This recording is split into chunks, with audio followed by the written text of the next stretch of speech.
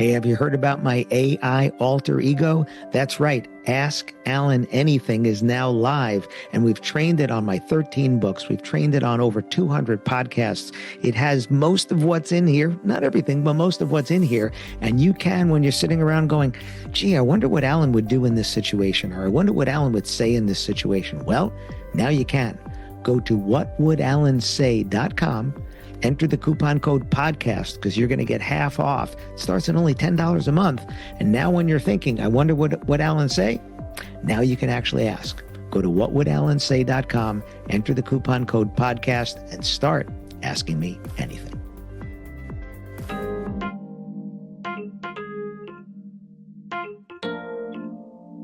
Setting goals. Should you? Should you not? How do you do it? Listen to this episode. Find out. Welcome to another episode of the Wedding Business Solutions Podcast. I'm your host, Alan Berg. I'm a speaker, sales trainer, consultant, author, and I help businesses like yours sell more, profit more, and have a little more fun doing it. Enjoy this episode. Hey, it's Alan Berg. Welcome back to another episode of the Wedding Business Solutions Podcast. I am so happy to have my friend Lester Young on to talk about goals because I saw him post on LinkedIn the other day about this and I said, Lester, we got to talk about this. Welcome, Lester. Hey, blessings. Thank you, Alan, for inviting me, man. I'm looking forward to dig into this topic on goal setting. It's one of the things that has helped me in a lot of ways, sir. Fantastic. And for background, Lester and I met at the National Speakers Association conference this past summer. His first time coming to it. I'm an ambassador, and he was my ambassadee. I don't know. I don't know. I just say this that I really appreciate your warm welcome into the it was the National Speaker Association, the conference. You made it absolutely easy for me to adjust, and I'm looking forward to seeing you again next year and this year. Actually, Yeah. I appreciate even after the conference, you and I are still staying in contact, man. Yeah. So it speaks volume about your character and what you're passionate about. So I thank you for that, man. Well, thank you. So talk about the newsletter or article or whatever it is. I don't know exactly what the format was that you wrote because I get it on email and I get it on LinkedIn. I get all this stuff. So, what made you want to talk about goals? The reason, because I think that for me in my life, man, the journey I've been on in my earlier 19 years of when I was 19 years old, I was in a very dark place in life, and I realized the reason why I got off course and misdirected or off course, yeah, is because I didn't have goals. And I remember one of my mentors asked me one time, he was like, Lester, where do you see yourself in the next 5 years? And at this time, I was actually serving time and I was incarcerated at this time. And this person asked me, he was the prison chaplain. He said, where do you see yourself in the next 5 years? I was like, man, I see myself in prison. Why? Like, what are you talking about? Right. And he's like, I want to challenge you to like, where do you see yourself? What is the goals you have for yourself? I was like, chaplain, I'm serving time in prison. There is no goals. I wake up and do the same thing every day. But he continued to push me and he gave me this book called As a Man Thinketh, So Is He by James Allen. And that was the first book I ever read. I was reading maybe at a seventh grade level of education at 19 years old, and did not want to read this book. And this chaplain insisted on me reading this particular book, meaning that he will call me into his office and make me sit in a corner to read the book. And that's when I understood that the reason why a lot of the poor choices I made that placed me in my incarceration was a result that I didn't have any realistic goals. So that was the beginning of me understanding the power of goal setting and then having a mindset to accomplish the goal, which again pulled me out of a very dark place and put me in a position where I started seeing my life meaning something. Fantastic. So goals are personal goals, are business. Um, let's talk about business goals here, right? People listening, have a business, work for a business, want to Mhm. start a business. I mean, all different things like that.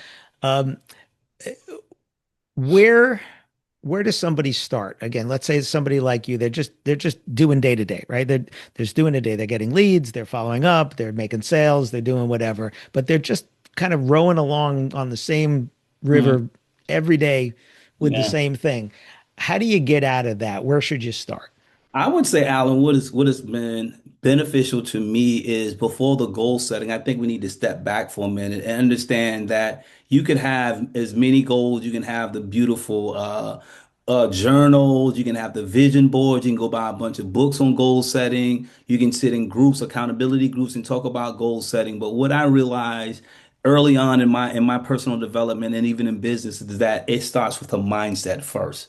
Like Yeah. there has to be a mindset shift. You have to really understand that the goal doesn't matter if you do not have the mindset and the discipline to reach the goal. So I would always tell people like really begin to focus on your mindset, understand that the negative narratives that you've been telling yourself as it relates to a goal. So when you're in business or you starting off a business and you starting off, everyone has this period of the honeymoon stage or the romantic stage of goal setting. But then guess what happens, Alan? They hit the wall of rejection and no leads. Everything goes cold. What do? Now, Right. do you rely back on the goal or you rely back on the mindset? It starts with the mindset because it's going Yeah. to be the mindset that is going to pull you off of that emotional roller coaster and put you back in the game. So I would tell before we write the goals down, take some time to start dressing the mindset. Focus on your limited beliefs that you have. Focus on the narrative that you're telling yourself because sometimes we tell ourselves a story when we're rejected, when someone rejects our proposal. Oh man, I shouldn't have started this business. Or then you start associating, or your friends start telling you don't do it. So I would Yeah. say first, Alan, before we go out and get the journals and all of this other fluffy stuff, spend Mhm. some time on mindset. And how do you do that? I think that it starts with books like As a Man Thinketh, So Is He, Thinking to Grow Rich by Napoleon Hill. Focusing Mhm. on that before you become rich in business. You first got to see it, but you first have to change this mindset first. Yeah. My second book is called Your Attitude for Success. Mm, And it was the first present, it came from a presentation I did. I'm typically not a keynote speaker. I'm typically a breakout content mm, speaker. And even when I keynote, it's content. I want people to walk away with concrete things. mm, And it was the first time that I wrote a presentation, and I can't remember how I thought about writing it. It was like a musician writing a piece of music. It just had to come out. And the mm, stories that I tell in there, and these are exactly those things is, what do you do when you hit adversity? It's your mindset, right? mm, And I've had health issues, and it's just the way you think about it. And then just today, a friend of mine, he's coming over to a conference in the US from the UK. And I, asked him if he could possibly pick up something that we can get over there, we can't get here. mm, And, and he did it and sent it. And he's going through some hard stuff. His wife is dealing with cancer and things mm, like that. And yet always a smile on the face, mm, always a, hey, how you doing? mm, Right. And that's a choice. Those of you watching on video, I have these things I call a victim card. And a mm, victim, everybody's got one, right? mm. Woe is me. Look what happened to me, right? You're there telling the chaplain, what do you mean? Where am I going to be? I'm going to be here. And that's because you wore your victim card on your head, right? Yes. And, Yeah. and but everybody's got one. Some people just can't see it because they put it away, and it's a choice, Mm, right? Sometimes we don't have a choice, right? I got laid off in 2011. Actually, I'll go back. I was in a job I hated. The reason I'm in my industry, I was in a job I hated. Good money, company car, paid benefits, hated going to work every day, mm, right? And I got an opportunity which on paper made no sense, right? Straight commission, new industry, mm. cold calling I'd never done, outside sales I'd never done, and my wife was pregnant, right? Wow. Right? I shouldn't have done it, right? But yet here I am Mm, because confidence said, I know I can sell. I'll figure out the product. I'll figure the other stuff out, but I can't be here mm, right now. mm. It sounds again, the chaplain was trying to tell you to see that. I can't see myself here. I have to see myself somewhere else. Yeah. And then I got downsized in 2011 and I walked outside after I found out and I called my wife and I said, listen, if I can't look in the mirror and tell that guy how to start and run a successful business, then I shouldn't be helping anybody else.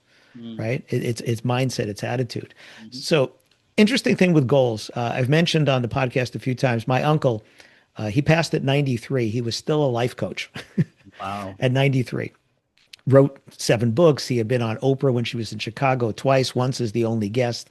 Oh, And wow. he once told me that you shouldn't use the word goals Mm, because they're self-limiting, mm, because you're setting a target and that becomes the cap. mm, And I thought back to myself as a salesperson. And, when I was selling wedding advertising, I never sat down and said, I want to sell X. I mhm, went out every day and sold as much as I could sell. mm. And I could come home confident knowing either I sold something today or I didn't, but I tried as hard as I could. Yeah, yeah, yeah. And my top reps, when I was at the knot, my top reps, I gave them a number because I had to, but they Mhm, were like, okay, put it aside, and then just went about selling as much as they could. And other people aimed for that number. Hmm. So what do you say to the type of person that's going to just go for the goal as even when they're capable of more? What would be, how do you handle that? I agree with you. I think that when we set goals, because going back again to Alan, is that our limited belief system, we set goals based upon the limited belief that we have about ourselves, right? Yeah. And so it's like if you really want to really set these goals, like I normally sometimes just sit down and I just do a brain dump of all of the things I want to do. If I Mhm. had no limitations on a goal, what would I want to do? And then I start circling which ones are accomplishable, and which one is in realistic. And I think Realistic. that a Yeah. lot of people have to like just dump everything. If you had a magic wand to wave and say, if I was able to do anything in life, what would it be? And I think that that's where you stop. But again, you set a goal based upon your container of your limited belief. And I think that that's the thing that prevents a lot of us from excelling way beyond what we're capable of doing. It's almost like you got to governor your mindset, the way that the narrative that you have in your mind is a governor. It only goes to 55 miles an hour. And I remember listening to this podcast once, and it was this guy in Germany. He said he was from America, and he said he went to Germany and he got into a car. And Germany got this highway where you Autobahn. Yeah. Autobahn, you can drive as fast as you can. And I love this analogy he was saying because he said he lived here for so long. He lived with a speed limit. They say 65, 70 miles an hour. And he said he was speeding down this highway in Germany. And when he got to 70 miles an hour, he started feeling something internally shift.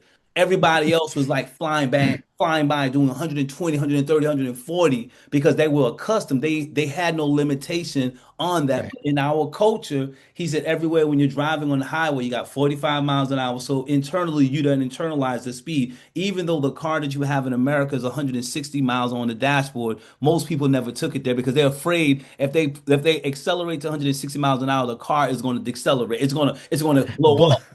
That's the limit. That's what I'm saying. The belief, Right. that's what we have. So he said when he got in his car and he started driving, and the guy who was from Germany saw him doing 80, he was like, yo, I'm doing good. It was like, you're still getting past that. This has no limitation. And he Right. started speaking about the internal adjustment he had to make when he got to 100 miles an hour, Mhm. 105, 110, 120.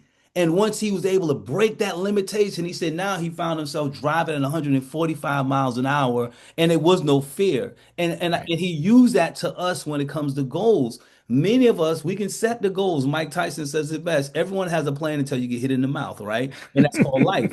Same thing here with us. Most of us who are in America, we have narratives that we have told ourselves that limits us. So I always say, dump everything out.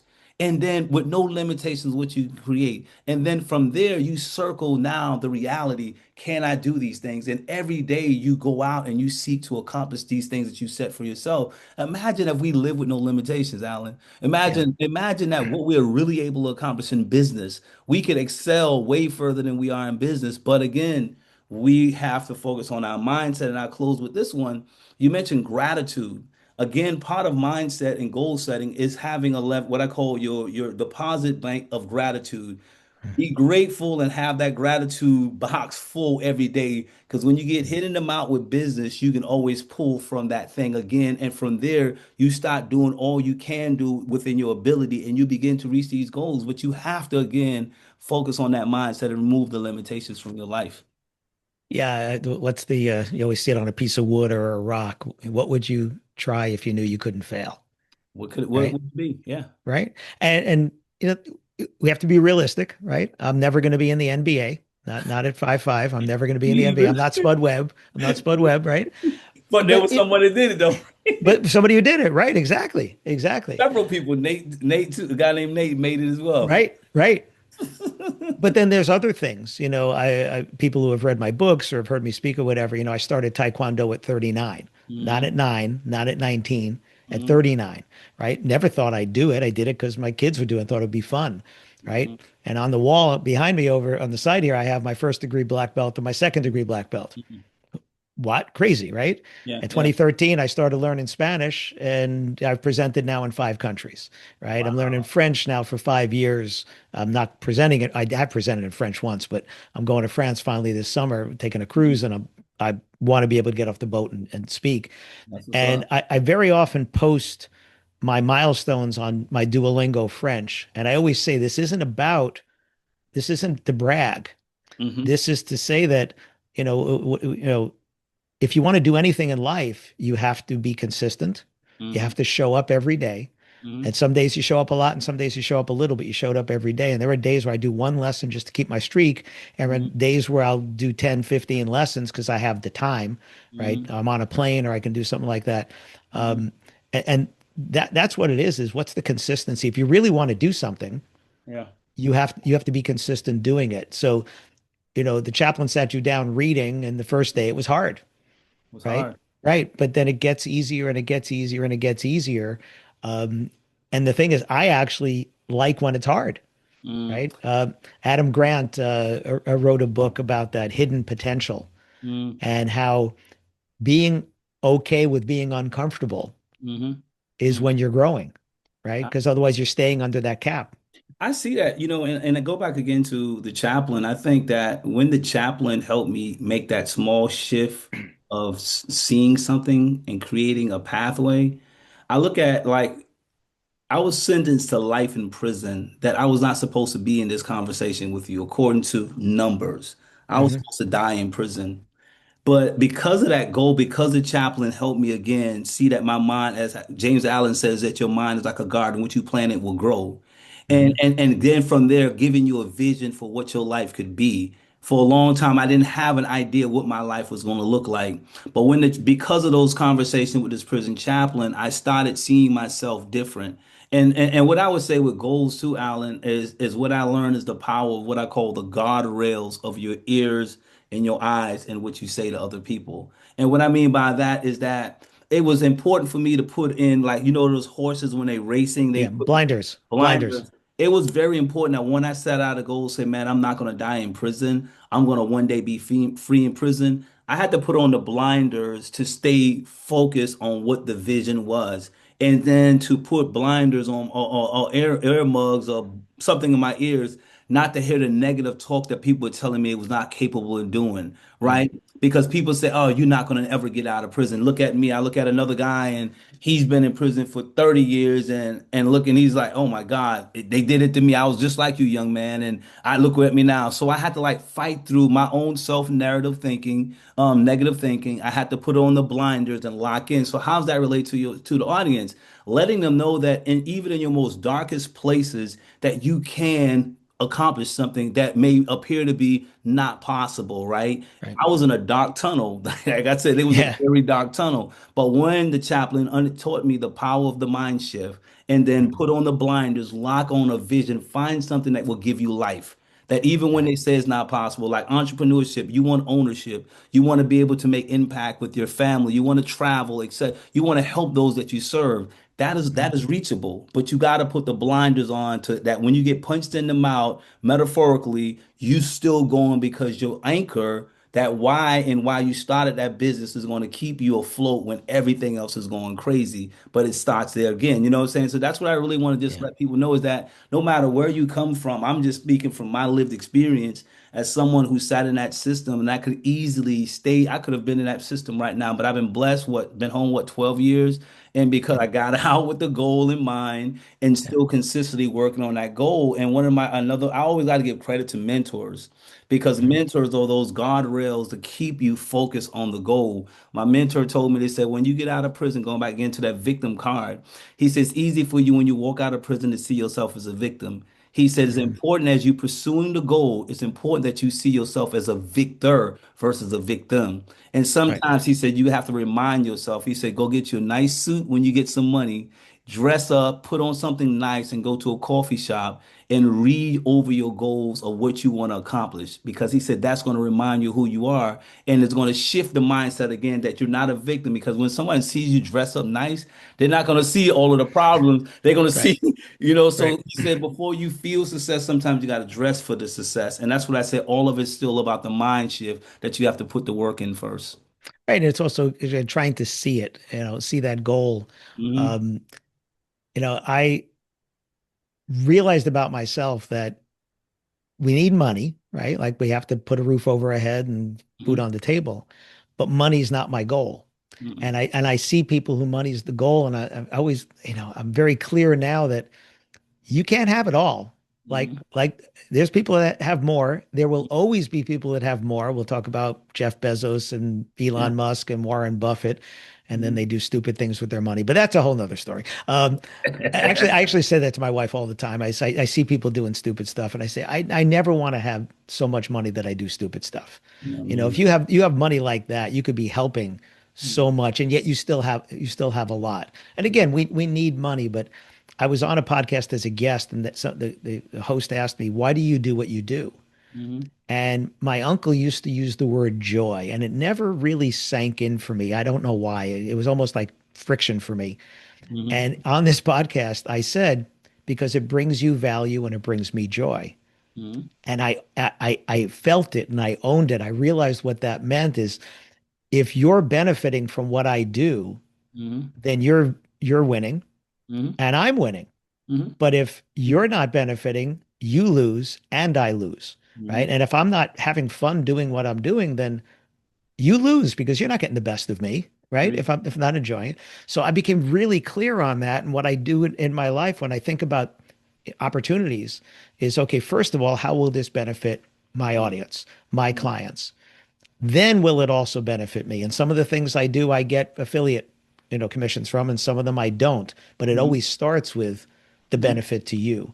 Mm-hmm. And so let's talk about setting goals. All right. So you get your mindset. You're like, okay, I'm getting clear on what I want to do. I want to be realistic about what that is. I can't go from 0 to 100 today. All Mm-hmm. right, but I can go from 0 to 1 today, or maybe even 0 to 5 today if I'm lucky, right? So how should somebody set those goals? How far out, how fixed, changeable, right, should they be? I go back to Steve Covey when he says, "Think with the end in mind." Right? In the seventh habit of highly effective people, Effective people. he said, "Think about the end in mind." I always tell, for me, I set the big goal. I set the Yeah. 5 year goal. I set the 10 year goal. I set the 20 year goal.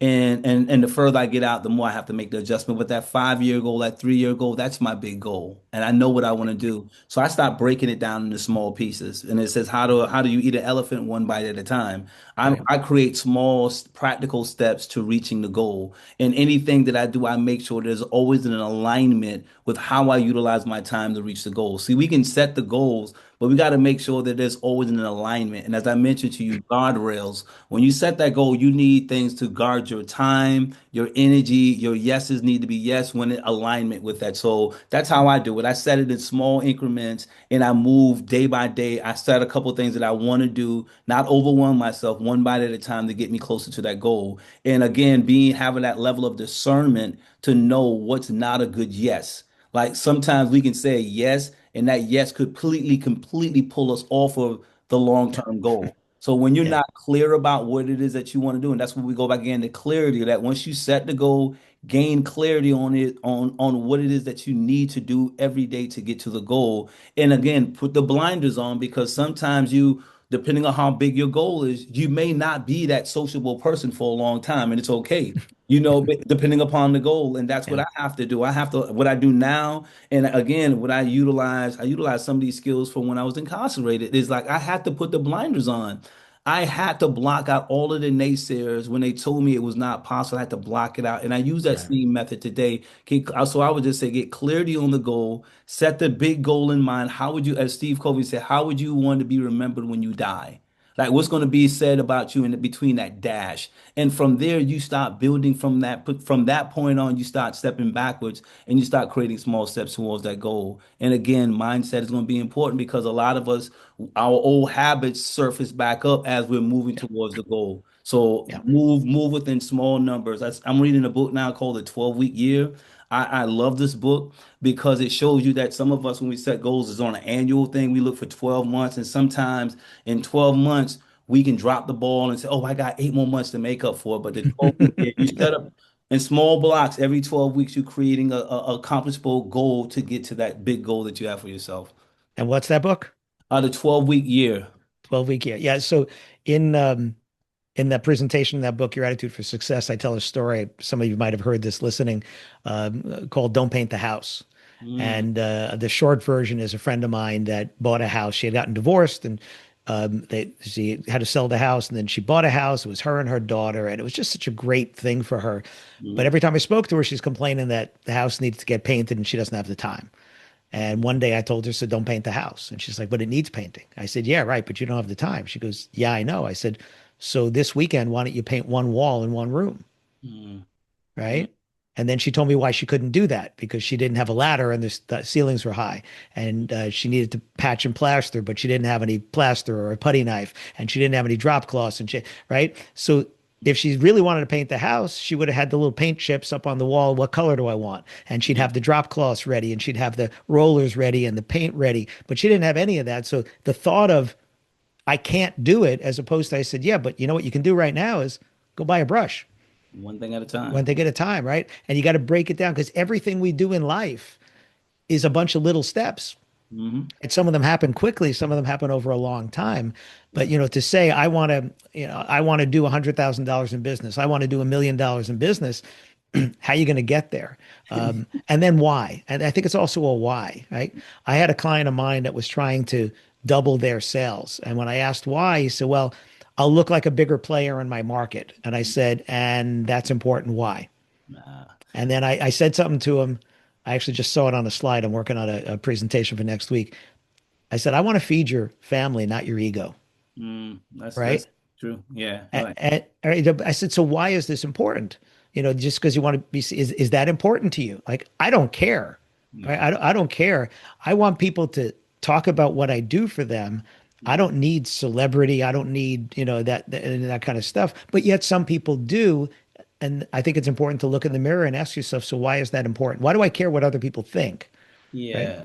I think about again, I shout out so much. I'm so grateful where I stand today. I stand on the shoulders of so many great men who mentored me, right? Mhm. And another one, this guy named Chaplain Patoka, he was a prison chaplain in my last few years of my incarceration. I saw this man did all he could. He didn't worry about wealth. He worried about the souls of the people that he served. He was that compassionate that he would go beyond the limits to make sure that the people are good. And he always used to tell me, he said, Lester, remember the law of reciprocity, that whatever you have, you give. And when you don't have, it will come back to you. He said, always live your life like that. So when I remember again creating, going back again to goal setting, when I start writing on a goal, I create a mission statement for my goals. Like, what is the mission for this particular goal that I have for myself? And one of them, like for as business, I want to make more profit. I want to create new partnerships, new relationships for more impact. The more money I make is about not for me to get all of these material things because I know one day I will die, but I'm thinking about the impact that I want to make in the world. Like when I think about people who are incarcerated, who are returning home from incarceration, don't have a place to stay, don't have employment opportunities, challenges. Or I think about how valuable a book was that a book, one book, think as a man, think has changed my life. I want to be able to send 1,000 books in every year inside of the prison. For me, I've written 5 books, right? I want to send 1,000 books into different prisons every year. So the more profit I make, of course, I want to take care of my family, but I want to make a greater impact into the world. I want to create a space where young people who are exposed to violence in community create a safe space where they can come and decompress and learn the power of self-regulation. So that's my goal. So when I say make more profit, I need new partnerships, new opportunities for more Right. impact. The more profit we make is about the impact. So going back again to the end in mind, how would you be remembered? Being by a celebrity or someone speaking about you, or you thinking about the body of work that you have impacted lives, that you have transformed lives with maybe one book as those prison chaplains transform my life. So going back again to that personal mission statement, every time Yeah. I write a goal for 12 weeks, 6 months, or 3 months, I'm always tired writing in a personal mission statement to keep me anchored. And no matter when I get hit in the mouth with business, that I'm not going to drift off course because I have a personal mission statement that keeps me focused. Yeah, the blinders are important. I was having a conversation earlier today with someone that I'm advising, and he keeps getting into mission creep, right? It's like the shiny object over here, shiny object over there. Mhm. And I said, that's nice to have. Mhm. It's not must have, right? I said, right now, I told him the same thing. I actually told him that. I said, you need to put blinders on. So you need to focus on the must haves because the must have is the core of your product. And people are going to buy your product if it's the best one in the core, right? Mhm. Not because it has all these other things. And they're not going to not buy it because it doesn't have these things Mhm. if this thing is so good and does what it's going to do. I think of a friend of mine, Bill, who's a is an MC for weddings, and he's the best at what he does. He Mhm. doesn't do DJing and mixing and all that. He's got a DJ that does all that stuff, and yet there are DJs that do all that and do it really well. But Mhm. this is what he does. That Yeah. this is his thing. Mhm. Um, so again, let's bring it on back. It's Mhm. okay to set goals. Yeah. You want to set realistic goals. I Agree. think you should think about the why, not just the what. This is what you're talking about. I Mhm. want more profit because I'll be able to help more people, right? Agree. And again, you got a family, right? You Mhm. want to help your daughter, right? You want to help your family. Absolutely, that's part of that. You want to leave them a legacy. That's all great. Mhm. But you don't need, again, some people listening, maybe they do. I don't need five cars. I'm actually glad I don't have a three-car garage because I would have a third car. But A it wouldn't be $1 million car. It would be, classic. that first car that I had that got Me, away. Yeah, me too. it come back. Come. 1984 Monte Carlo SS. Oh, First car my father gave me. I want that car back so bad, and that's going to be the next car I get. did you have the swivel seat? No, no, I didn't My swivel. brother-in-law had a Monte Carlo and the seats swiveled Oh, 90 degrees yeah. so you could get in and out of the car. Okay, I was Oh, just saying wow. Yeah, 1984. yeah, There you go. Mine was a 1973 BMW 2002. Had 160,000 miles on it, but that was my baby. That was my baby. wow, Like wow. that. So again, but again, goals. It's the why. It's not the what. Why would that be if I had the space? It's nostalgia, right? That's what it is. But then it's funny. I get to a point where the things I wanted when I was younger that I couldn't afford that I can afford now, I don't want, Mhm, mhm, mhm. right? Because now that they're attainable, maybe they're just not as desirable Yeah, because they're attainable. But you want to set goals. Again, you need business goals. It's great to have that. You need to be realistic. mhm, The other thing I was telling this guy earlier today, as your company grows, you also need to, as the owner, let go. You mhm, need to let other people do things, and that's hard. It's mhm, hard to do that and understand they may not do it as well as you, or they might do it better than you, is mhm, what they might do. But goals are important. Long-term goals are important. They have to be changeable. Your 90-day goal maybe isn't changeable, right? Or maybe certainly your 30-day goal is not changeable because you need to be able to work towards that. But your mhm, 6 month and your 12 month have to be mhm, somewhat flexible because life gets in the way, mhm, and you can focus on the problem or you can mhm. focus on the solution. Agreed, agreed. That's what it is. And just remember, when's the best time to plant a tree? Now, man, I get Yeah, it. no, the best time to plant a tree is 20 years ago. Yeah, it's The, funny. the Yeah, but second the second time best time to plant a tree is today. yeah, now I get it in right now. But I would just continue, Alan, like I said, the conversation around goals. I truly believe like if a person who's listening, someone who's listening, rather if you don't have a personal mission statement for your life, for your family, and for your business, before you even jump out and start talking about goals, you need to go back to personal mission statement. Because again, those are that will be your compass that will keep you in line with where it is you have to go. And with these personal mission statements, you place them in places where it always keep you anchored on to the goal. When the sale doesn't go bad, do you just fold? No, my personal mission statement keeps me afloat. It's the anchor.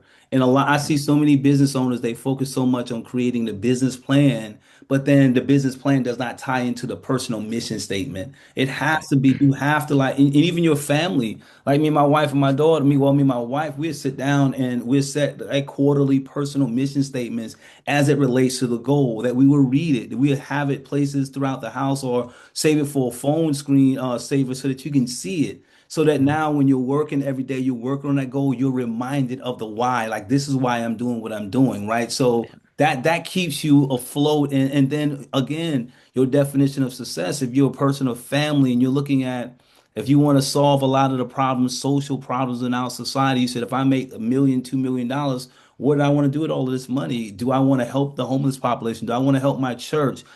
All of that should be tied into your personal mission statement. And then from there, you will start finding your why becomes a little easier. So when you're in that valley of challenges and obstacles of business, the roller coaster of business, that stuff keeps you anchored and say, I have a greater reason to wake up every morning and don't fold in my business plan because I have something I'm working towards.